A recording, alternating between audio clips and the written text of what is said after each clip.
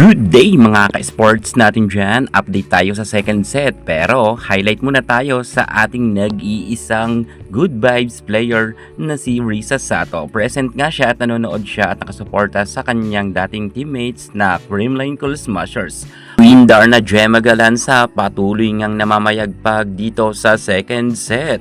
Kahit sabihin natin na medyo malupit rin itong si Gundler at talagang seryosong seryoso, pero hindi nagpapabaya ang Creamline Cool Smashers. Medyo mas maganda ngayon ang gising ng CCS kung ikukumparan natin sa Signal. Madalas nga ang Signal Super Spikers ang naghahabol.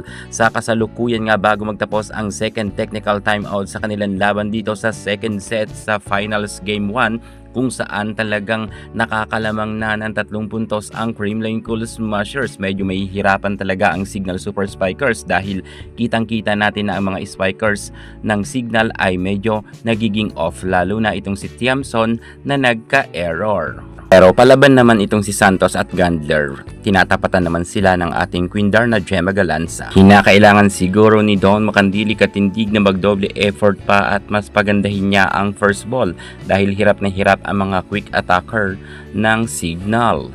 Medyo naghahabol nga talaga ang Signal. Mainit na mainit si Gundler. Sana may sumabay kay Vanny Gundler para manalo naman sila kontra sa Creamline Cool Smashers. Mukhang nag-iba talaga ang play ng Creamline. Ito yung sinasabi ko sa inyo na ang Creamline Cool Smashers pagpatapos na ang laban, mas nagdodoble effort sila at mas lumalakas. At nangyayari na nga ito. Sa kasalukuyan ay lamang nga ng 4 na puntos ang CCS. Lakas ni Gundler humampas, hindi na nga ito naisalba ang Signal dahil Bea de Leon inaabangan na itong si Gundler. Naging maangas na rin itong si BDL pagdating nga sa duluhan na laban dahil sunod-sunod nga ang kanyang mga magagandang blocking at gumana naman ito. At kahit sabihin natin na ang CCS dito ay medyo ma-error nga sa kanilang services, napagtagumpayan pa rin nila ang laban nila sa second set.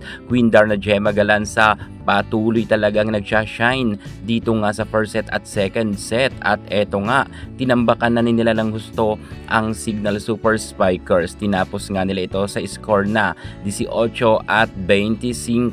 Grabe talaga itong si Gemma Galanza at MB Fons. Sinabayan pa ni Pangs Panaga at BDL at Tots Carlos. Wala na ngang nagawa dito si Gundler at itong si Santos. Talunan naman sila sa Creamline.